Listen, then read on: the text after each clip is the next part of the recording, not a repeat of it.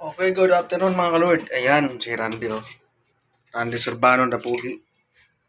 Ayan, tuturuan ko kayo paano magkabit ng heater ng tubig mga kalord.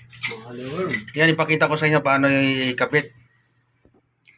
Simple na po mga kalord. Ayan, magandang hapon sa inyo mga kalord. Ayan mga kalord, ang kakabit mo dito, wire yan. Ito. Ayan. Sa line 1, line 2, sa line 1, line 2, yung kakabit mo na wire. Papunta dito sa outlet. Itong outlet na to. Yan. Line 1, line 2. May makita mong ground dyan na sa ground. Huwag po dyan ikakabit. Yan. Dito naman, ito na po yung source ng tubig. Ayan po yung source ng tubig. Papaba naman dito. Papunta dito sa inlet.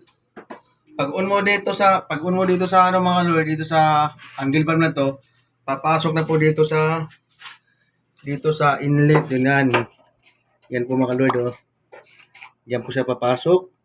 Tapos dito palabas naman siya dito naman siya sa shower na sa outlet na sa mga lord. Ayan, outlet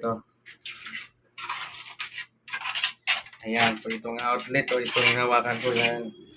Ito po yung pinaka-shower niya mga lord. Yan So, ganda.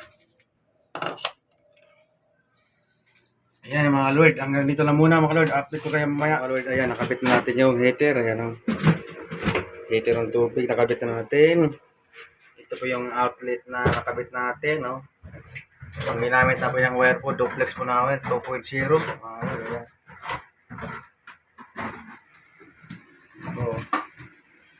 Ito po yung plug. Dito po yan mga lord sa outlet na to.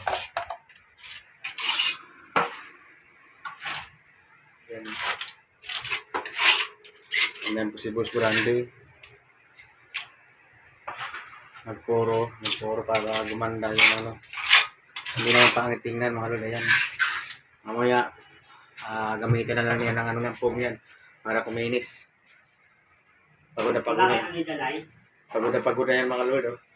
Para sa akin. Okay.